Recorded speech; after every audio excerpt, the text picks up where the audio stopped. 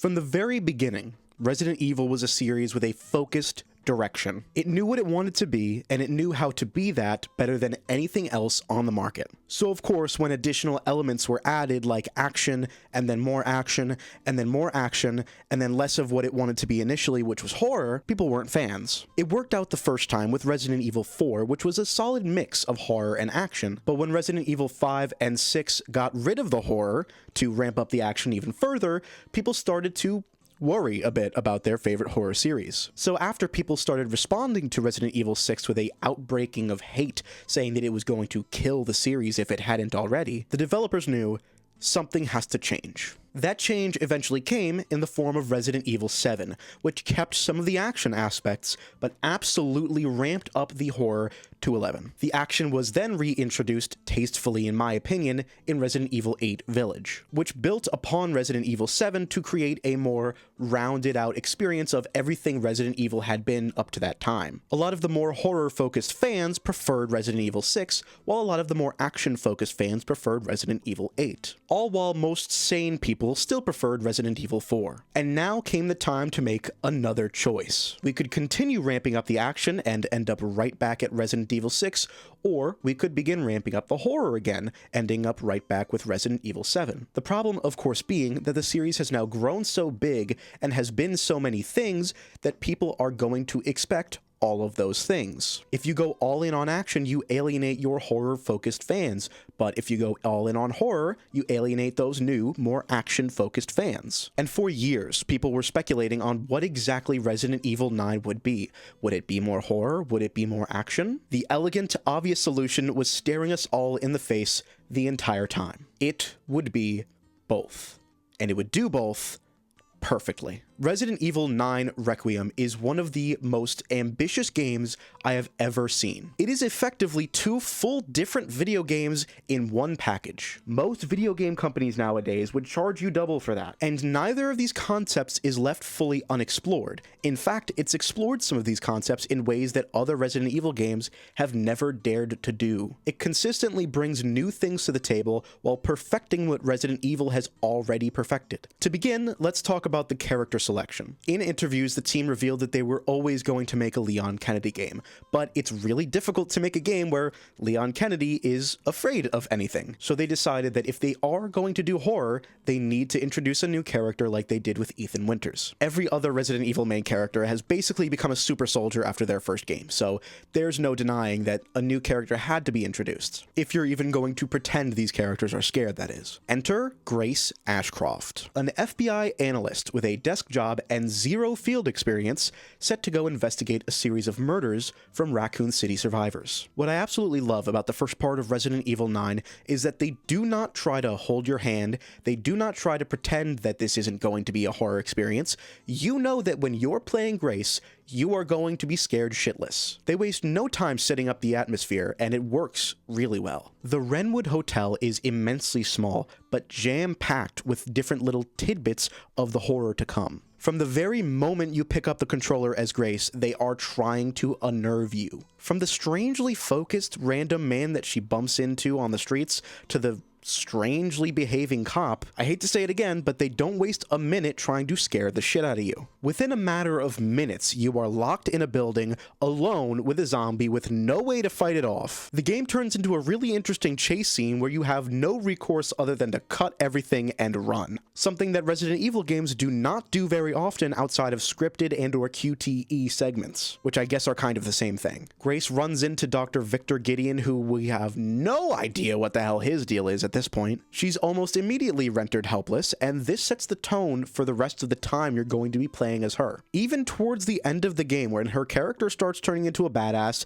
and when by all Resident Evil standards you should be mowing down every enemy you see, her gameplay retains the feeling of the early parts of a survival horror game, which is really a really interesting way to distinct her from every other playable character in the Resident Evil franchise. Even in the scariest of the games in the series, by the end end, it does turn into a bit of a shooting gallery. And while Grace does have this segment in the end, which also turns into a chase scene eventually, where she has these fire extinguishers that instantly kill zombies, her arsenal very rarely evolves. There's only one extra gun you can get once you've started her segment, and it's only a stat upgrade over her starting pistol. While Grace Ashcroft may become a badass by the end of the story, her gameplay retains that pure, perfect survival horror aspect. And let me tell you, the care center that she is taken to next is one of the best little bite-sized pieces of Resident Evil survival horror that they've ever made. But before we talk about that, we do have to talk about Leon. Leon Kennedy is a relief pitcher in this game. The tension rises every time you play as Grace,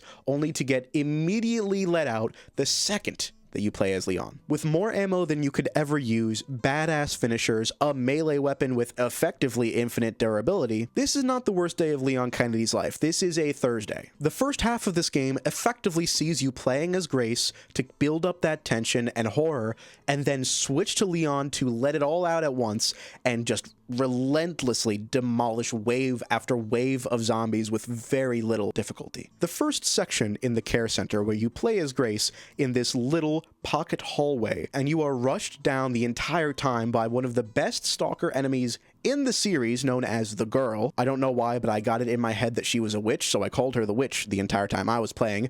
But the Girl is terrifying from the moment she's introduced. The way that she picks up that lifeless body and just instinctively takes a bite is so unnerving that it had me thinking about it for days. The simple fact of, wow, that could just as easily have been me. I would have had like a half a second left of life if she had just decided to pick up me. It is an incredibly effective intro to that character. Resident Evil does stalker enemies. They're not going to waste time explaining that this is going to be a stalker enemy.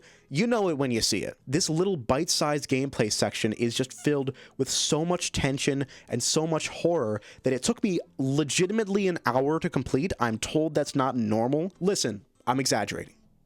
It was an hour and a half. It's just a level of perfection and attention to detail and polish that can only come with someone who has been in this industry making these games for so long. It is a mastery at work. And the care center itself, once you actually get into the proper thing, is one of the best hub areas in a Resident Evil game that I've ever played. It's about then when you're introduced to the way that the zombies in this game are going to be around this care center area, which acts as your main gameplay portion for Grace. The zombies in this game are born of a long mutated T-virus that's been around since Raccoon City, from what I understand. It has started to take on different properties, such as allowing the host to not retain parts of who they were as a human, but try to imitate who they were as a human. That is to say, the virus imitates the host. There are two zombies in this section that were clearly some kind of singer when they were alive, and they dance around in this horridly out-of-touch, forced way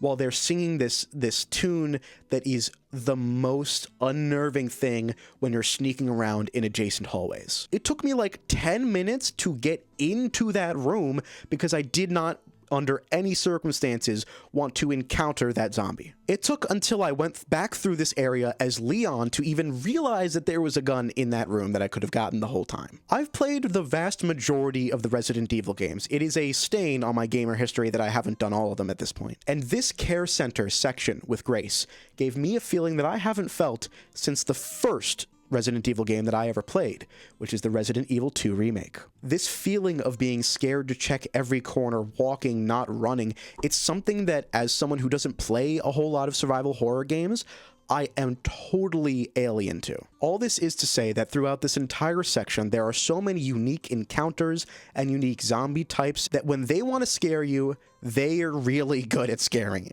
The best praise that I can give this section is that it is the perfect bite-sized example of what Resident Evil horror should be. And the same goes for Leon Kennedy's sections, which serve as bite-sized examples of what Resident Evil action should be. It's far easier than Grace's section, especially when considering combat. It's not brain-dead easy by any standards, but then again, it's not too difficult either. And that's kind of the point. Leon Kennedy's been at this for years. Grace It's her first day on the job. I've heard people say that Leon Kennedy's sections kind of play like Resident Evil 4 Remake DLC, and yeah, that game only came out like 2 years ago. What it feels like to me is a perfection of what they've done with Leon and all the action gameplay in the series. They took out the things that were too much in Resident Evil 6 and added back in what was just enough in Resident Evil 4. And everything just works together to make Leon's section this amazing action set piece. The first half of the game you primarily play as Grace,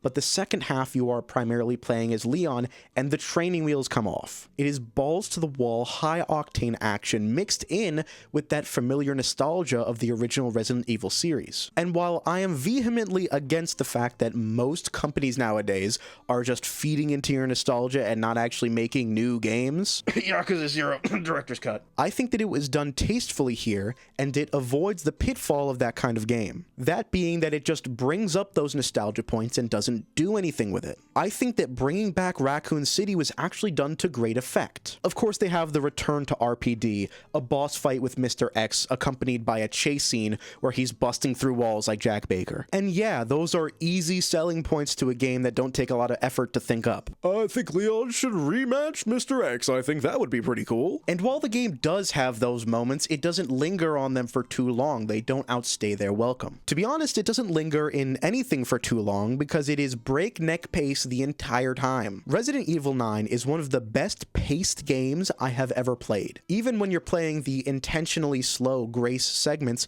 everything is always moving forward as long as you know what to do. And not in the replaying the game knowing exactly where to run sense, but in the I've played a Resident Evil game, I know what to look for sense. I mean, it's a Resident Evil game, it has to end in a lab that blows up. Nobody's surprised about that. And I do think they could have done with adding another enemy instead of just, it's lickers again, or it's zombies, but they look different. But the atmosphere of this lab is so tense when you're playing as Grace, and again, such a relief when you finally pick up Leon and can just blast through everything, that I do think overall that it really works as a collective package. The combat is amazing on both ends. The enemy variety is great, especially in the care center. The stalker enemies I think were a little too heavy-handed, but all of them are interesting and unique in their own ways. It of course has the nostalgic callbacks that all long-running series are gonna have, but it doesn't stew in those for too long that it takes away from the interesting parts of the narrative. It adds to them in a meaningful way. It brings back a legacy character in a role we have kind of seen him in before, but not exactly. He's doing his best to protect a girl who shouldn't be in this situation,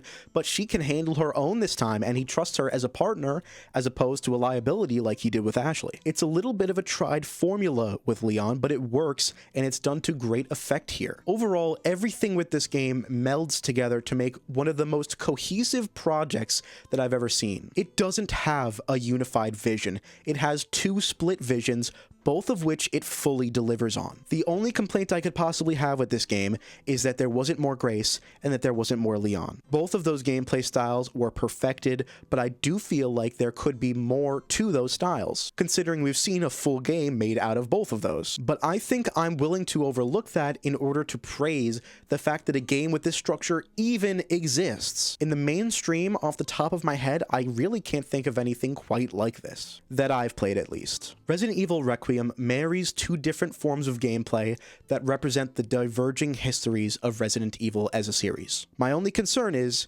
you've done the impossible. What do you do next? Is it finally going to be Chris versus the BSAA? They've been teasing it for 2 mainline numbered games now. I think that we're going to get a big team up like Resident Evil 6 was meant to be in a tasteful manner. Resident Evil has been on a great hot streak lately if you ignore the fact that they remade 3, which they didn't. That didn't happen. That game doesn't exist. And while this game was done very well, it does put them in an awkward situation going forward. They had to make a choice. They had to commit to action or they had to commit to horror. They chose to do neither and to commit to both. That only makes deciding even more difficult the next time you have to do it. Resident Evil 9 is perfection. I have very few complaints about the game as a whole. But truly, what will they do next? Thank you guys so much for watching. As you can tell, I'm bringing back the series Nerd Speak. For those of you who aren't familiar with it, because the last time I made a Nerd Speak video was like 5 years ago, the idea is that I just sit down, no script, I just record myself, and then that's the video. I hope that this series will allow more videos to be on the channel more often, because my main channel videos are just so much work. It is really ridiculous considering I have a full-time job. But that being said, I do have a few main videos in the works, so keep a lookout for that. A trailer was released a few weeks ago, but I do want this to be the first formal announcement of my D&D actual play Keep On Rollin'. It's on YouTube, Spotify, Apple, pretty much anywhere you find your podcasts, we're there. On the YouTube channel, you can find a recap of the previous campaign that took place within this homebrew fantasy world of mine, which has a big influence on the current events of this campaign. It's what I've been working on pretty much while I'm not posting on this channel, so please check it out. Anyway, that's about it for me today. Peace.